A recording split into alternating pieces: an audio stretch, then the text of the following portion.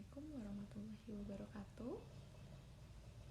Om Swastiastu, Namo Buddhaya, Salam Kebajikan. Perkenalkan, nama saya Nadine Azhara Nur. Saya berasal dari Fakultas Hukum, Program Studi Ilmu Hukum. NIM saya yakni 23080100242. Di sini saya akan menjelaskan mengenai materi-materi literasi digital dan kemanusiaan yang pernah saya belajar di mata kuliah ini. Penjelasannya seperti berikut. Untuk materi minggu pertama, yaitu menurut pendapat saya mengenai video yang berada di bagian pengenalan, itu tentang yang disampaikan oleh Najwa Shihab yang bertema Bila Dunia Tanpa Digital di platform YouTube, yakni yang berisi di era yang semuanya serba teknologi digital. Tentu tidak bisa dibayangkan jika kita tidak hidup tanpa teknologi digital. Teknologi digital juga dapat memudahkan kita dalam aktivitas keseharian, contohnya seperti pekerjaan dan juga kegiatan. Jadi untuk materi yang kedua itu penjelasan mengenai dari revolusi industri. Revolusi industri merujuk pada transformasi besar dalam sektor industri yang mengubah cara manusia produksi barang, bekerja, dan berinteraksi dalam kehidupan sehari-hari. Tahapan dari revolusi industri ini dapat dibagi menjadi beberapa tahapan penting, yaitu yang pertama ada revolusi industri tahap pertama, yaitu pada akhir abad 18 hingga awal abad ke-19. Waktunya itu sekitar dari tahun 1760 atau 1760 hingga 1840. Inovasi teknologinya itu yang pertama ada pengenalan mesin uap oleh James Watt dan mesin pemintal benang, serta pengembangan mesin tenun. Transformasi industrinya itu pabrik-pabrik mulai menggantikan sistem produksi rumah tangga yang memanfaatkan tenaga manusia dan hewan. Sistem pabrik memperkenalkan penggunaan tenaga uap sebagai sumber energi utama. Sektor yang terpengaruh yaitu pertama industri tekstil menjadi sektor yang paling terpengaruh dengan penggunaan mesin untuk mempercepat produksi benang dan kain.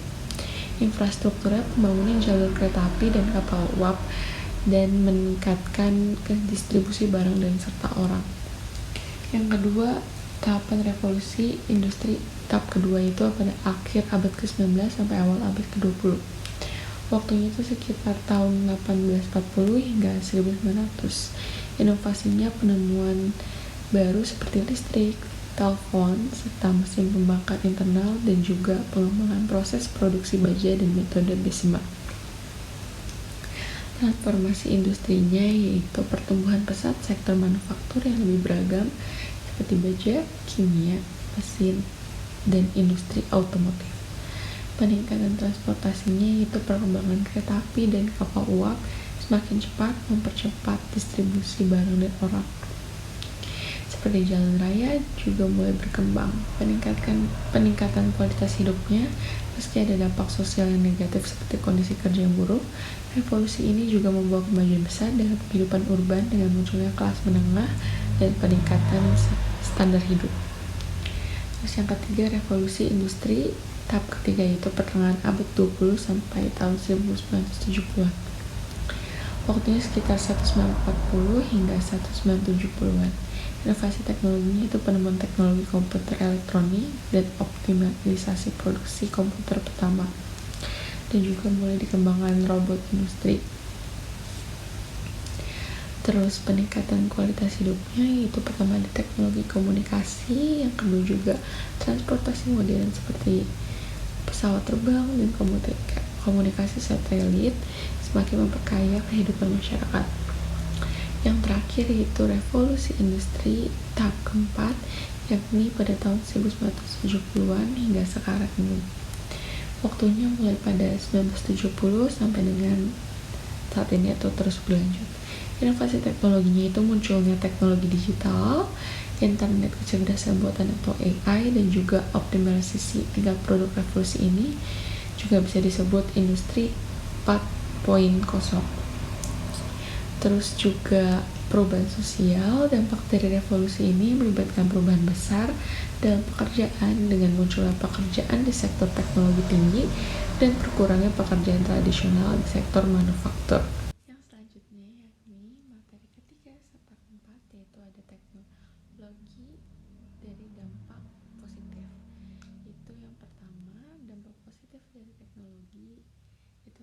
peningkatan efisiensi dan produktivitas. Mesin dan robot itu juga dapat mempermudah pekerjaan, juga dapat mengurangi waktu dan tenaga yang dibutuhkan untuk tugas tertentu. Teknologi informasi juga mempercepat pengolahan data dan komunikasi sehingga meningkatkan efisiensi di berbagai sektor seperti bisnis, pendidikan, serta juga di pemerintahan. Yang kedua itu dampak positifnya ada kemudahan akses informasi dan juga internet. Yang ketiga itu ada perkembangan di dunia medis, yaitu contohnya seperti diagnosa yang lebih akurat. Penjelasannya teknologi seperti MRI atau CT scan dan kecerdasan buatan atau AI membantu dokter lebih mendeteksi penyakit lebih cepat. Dan juga inovasi penemuan obat-obatan baru membuat teknologi ini semakin dibutuhkan di bidang kesehatan. Yang keempat itu mempermudah komunikasi, contohnya seperti aplikasi pesan dan juga video call yang membuat kita dapat berkomunikasi dengan orang jauh yang memiliki jarak tempuh berjam-jam atau berpuluh-puluh kilometer. Dan juga materi yang keempat, teknologi meskipun memberikan banyak manfaat juga memiliki banyak dampak negatif yang dapat mempengaruhi berbagai aspek kehidupan manusia. Contohnya itu seperti ketergantungan pada teknologi. Penurunan keterampilan manual, orang cenderung bergantung pada mesin dan perangkat sehingga keterampilan dasar seperti halnya matematika atau navigasi manual itu berkurang. Kecanduan teknologi yang berlebihan pada media sosial atau game juga dapat mengganggu produktivitas dan kesehatan mental. Yang kedua, pengangguran akibat otomasi.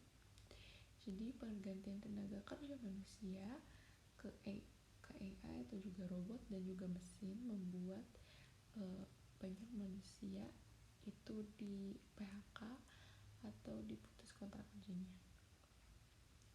Yang ketiga, masalah privasi dan keamanan. Pencurian data atau ancaman cybercrime seperti peretasan, pencurian identitas, dan penyalahgunaan data pribadi semakin meningkat, dan data pribadi juga dapat disalahgunakan oleh orang-orang yang cenderung jahat dan juga tidak memiliki persetujuan oleh kita. Untuk materi yang kelima serta keenam yaitu ada IoT. IoT atau Internet of Things adalah konsep di mana perangkat fisik yang terhubung ke internet dapat saling berkomunikasi, mengumpulkan dan berbagi data secara otomatis tanpa interaksi manusia secara langsung. Ciri-ciri dari IoT atau Internet of Things yaitu terhubung ke internet. Yang kedua ada interkoneksi atau perangkat saling terhubung dan berbagi informasi dalam satu ekosistem. Yang ketiga ada otomasi, yaitu yang memungkinkan pengendalian perangkat secara otomatis atau jarak jauh. Contoh IoT dalam kehidupan, yang pertama ada smart home, atau yang contohnya tuh seperti di kehidupan sehari-hari ada lampu, AC, dan perangkat lain yang dapat diatur melalui aplikasi ponsel. Yang kedua ada kesehatan atau juga wearable device seperti smartwatch yang memantau detak jantung dan aktivitas fisik ketika kita berkegiatan atau beraktivitas. Yang ketiga atau yang terakhir ada transportasi, yaitu contohnya seperti mobil otonom dan sistem navigasi berbasis IoT. Manfaatnya meningkatkan efisiensi dan produktivitas, memberikan data real time untuk mengambil keputusan, serta mempermudah hidup dengan otomasi. Yang kedua ada big data. Big data mengacu pada kumpulan data dalam jumlah besar dan kompleks yang sulit dikelola, dianalisis atau juga diproses menggunakan metode tradisional. Big data mencakup data terstruktur, semi terstruktur, dan juga tidak terstruktur.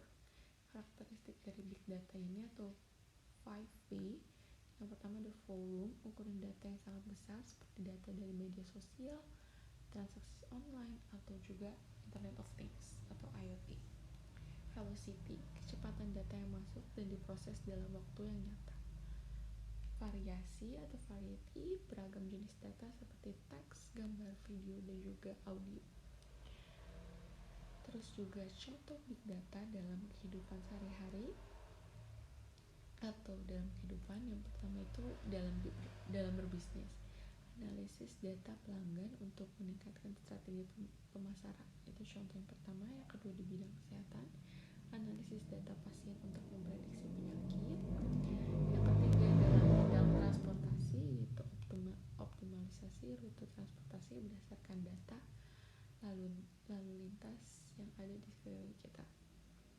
Manfaat dari big data yakni yang pertama dan memungkinkan analisis prediktif untuk perencanaan strategis.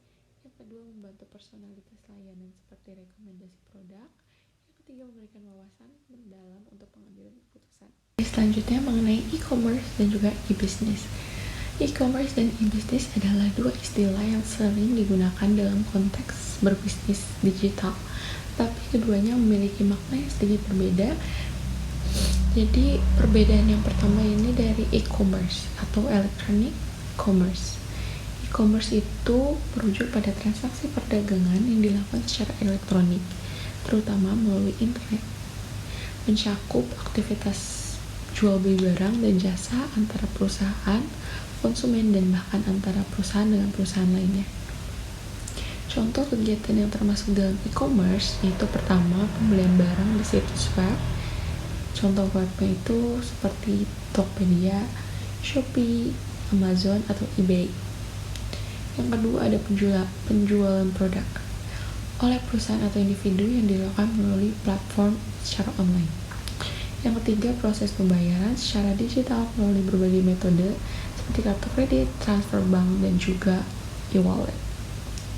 Secara umum, e-commerce lebih fokus pada proses transaksi itu sendiri, seperti pembelian, penjualan, pembayaran, dan pengiriman barang serta jasa. E-business atau electronic business adalah konsep yang lebih luas dan mencakup penggunaan teknologi digital dan internet dalam semua aspek operasional bisnis.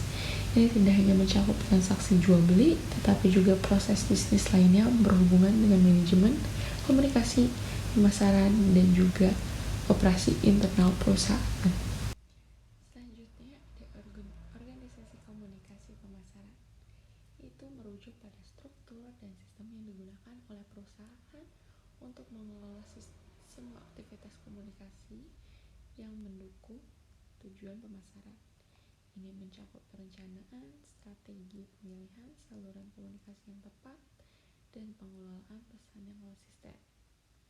Tujuan utama dari komunikasi pemasaran adalah untuk membangun kesadaran merek, meningkatkan hubungan dengan pelanggan, dan pada akhirnya mendorong penjualan dan loyalitas. Selain itu, penting juga untuk mengukur efektivitas komunikasi untuk memastikan bahwa pesan mencapai audiens dengan cara yang efisien dan juga berdampak bagi khalayak luas. Selanjutnya ada etika dalam bermedia digital. Etika dalam media digital mengacu pada prinsip-prinsip moral yang mengatur perilaku dan interaksi individu atau organisasi saat menggunakan media digital, seperti halnya internet, media massa, dan platform online lainnya. Dalam konteks ini, etika mencakup tanggung jawab untuk menghormati privasi orang lain, tidak menyebarkan informasi palsu atau hoax, serta menghindari perilaku yang dapat merugikan orang lain, seperti cyberbullying, plagiarisme, atau penyalahgunaan data pribadi. Penggunaan media digital juga diharapkan untuk selalu transparan, menghargai hak cipta, dan juga menjaga integritas dalam setiap aktivitas online, baik itu dalam berbagi informasi, berkomunikasi, atau bertransaksi. Etika digital penting untuk membangun lingkungan online yang aman, adil, dan serta bertanggung jawab. Selanjutnya ada groupthink dan bandwagon fallacy. Itu dua konsep yang terkait dengan bagaimana individu atau kelompok mengambil keputusan, tapi keduanya berbeda dalam cara mereka mempengaruhi pemikiran dan perilaku. Groupthink adalah fenomena psikologis yang terjadi ketika sekelompok orang cenderung untuk membuat keputusan yang lebih buruk atau irasional karena mereka berusaha untuk mencapai kesepakatan yang cepat dan menghindari konflik internal. Dalam situasi groupthink, Anggota kelompok mungkin menekan perbedaan pendapat, pengabaian risiko, atau alternatif yang lebih baik, dan lebih fokus pada keselarasan dan persetujuan kelompok daripada mencari solusi yang paling rasional atau efektif. Terus juga karakteristiknya ada tekanan untuk konformitas. Anggota kelompok merasa terdorong untuk setuju dengan pendapat mayoritas. Yang kedua ada penyensoran diri. Anggota kelompok mungkin menahan kritik atau pendapat mereka untuk menjaga keharmonisan. Pemikiran yang sempit, yaitu contohnya seperti tidak ada pemikiran alternatif atau pencarian solusi yang lebih baik. Terus juga yang kedua ada bandwagon fallacy. Bandwagon fallacy atau kesalahan logika yang ikut-ikutan terjadi ketika seorang menerima suatu ide atau keputusan hanya karena banyak orang lain yang mendukung atau melakukannya. Dalam konteks ini, orang yang memiliki untuk ikut atau naik kereta atau mengikuti tren populer tanpa mempertimbangkan bukti atau alasan yang rasional. Dia adalah bentuk argumen yang didasarkan pada popularitas daripada validitas atau kualitas ide tersebut. Karakteristik yang pertama yaitu mengikuti suara dari mayoritas. Yang kedua itu mengikuti tren sosial atau FOMO. Yang ketiga tidak mempertanyakan atau juga ya udah hanya ikut-ikutan. Contoh dari bandwagon fallacy yaitu banyak orang mulai membeli suatu produk tertentu. Contohnya seperti Labubu hanya karena teman-teman mereka atau orang-orang di media sosial mereka juga melakukannya, meskipun produk tersebut tidak berguna banget di kehidupan kita. Selanjutnya penjelasan mengenai dari UU ITE atau Undang-Undang Informasi dan juga Transaksi Elektronik. Adalah regulasi yang diterapkan oleh negara Indonesia untuk mengatur penggunaan teknologi informasi dan transaksi elektronik. UU ini pertama kali disahkan pada tahun 2008 dan kemudian mengalami perubahan dengan adanya Undang-Undang Nomor 19 Tahun 2016 untuk memperkuat perlindungan hukum di dunia maya. Tujuan dari UU ITE ini adalah untuk menciptakan ekosistem yang aman dan juga terpercaya bagi pengguna internet, serta untuk mengatur berbagai transaksi elektronik agar berjalan secara sah dan juga adil. Tujuan dan pokok dari UU ITE ini mencakup pada beberapa aspek utama yang berkaitan dengan penggunaan internet, juga media sosial, serta transaksi digital. Pokok yang diatur dalam UU ITE contohnya yang beberapanya itu ada satu, pengaturan transaksi elektronik. UU ITE mengatur tentang transaksi elektronik termasuk e-commerce atau perdagangan online, e-banking, dan juga kontrak digital. Dengan adanya regulasi ini, transaksi yang dilakukan secara elektronik memiliki kekuatan hukum yang sah sehingga memberikan kepastian hukum bagi pelaku bisnis dan juga konsumen. Yang kedua itu ada informasi dan dokumen elektronik.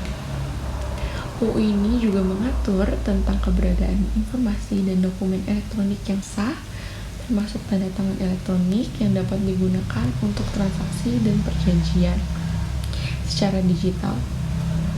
Hal ini memberikan pengakuan hukum terhadap informasi atau data yang disampaikan melalui media elektronik atau media massa. Yang ketiga ada keamanan informasi. UU ITE mengatur perlindungan terhadap data dan informasi pribadi di dunia maya. Penyalahgunaan atau penyebaran data pribadi tanpa izin dapat dikenakan sanksi hukum. Misalnya seperti peretasan atau hacking, dan pencurian data dilindungi dalam Undang-Undang UU ITE ini. Selanjutnya, materi pinjaman online atau pinjol. Ini penjelasannya, pinjaman online itu seperti pinjaman uang, berupa uang di aplikasi tertentu yang ada di App Store atau juga Google Play. Menawarkan kemudahan akses dana cepat namun membawa berbagai bahaya. Banyak pinjol dengan bunga tinggi dan biaya tersembunyi yang dapat memperburuk beban utang jika tidak dibayar tepat waktu. Beberapa penyedia pinjaman online yang tidak terdaftar di OJK juga dapat melakukan penipuan memanfaatkan data pribadi, atau juga menggunakan cara-cara penagihan yang tidak etis seperti teror kepada peminjam atau juga keluarga mereka. Selain itu, ketergantungan pada pinjaman online dapat menyebabkan lingkaran utang yang sulit dihentikan dan merusak riwayat kredit. Oleh karena itu, penting untuk selalu memeriksa legalitas pinjol, memahami syarat dan ketentuan, serta meminjam sesuai kemampuan untuk menghindari kerugian finansial. Dan juga jangan meminjam pinjaman online hanya karena gengsi ya guys, hanya karena gengsi. Terus yang terakhir itu ada filter bubble dan juga echo chamber. Filter bubble dan echo chamber adalah dua fenomena yang terjadi di dunia digital, khususnya di media sosial dan mesin pencari. Filter bubble itu terjadi ketika algoritma platform online menyaring konten yang disajikan kepada pengguna berdasarkan preferensi atau perilaku mereka sebelumnya, sehingga pengguna hanya melihat informasi yang sesuai dengan pandangan mereka dan terisolasi dari perspektif yang berbeda. Sementara itu, echo chamber adalah situasi di mana individu hanya terpapar pada informasi yang memperkuat keyakinan atau opini mereka, seringkali dalam komunitas atau kelompok yang memiliki pandangan serupa. Kedua fenomena ini dapat memperburuk polarisasi sosial dan mengurangi kemampuan untuk berpikir kritis karena pengguna tidak mendapat tantangan terhadap pandangan yang sudah mereka miliki. Sekian dari penjelasan tentang materi literasi digital. Terima kasih.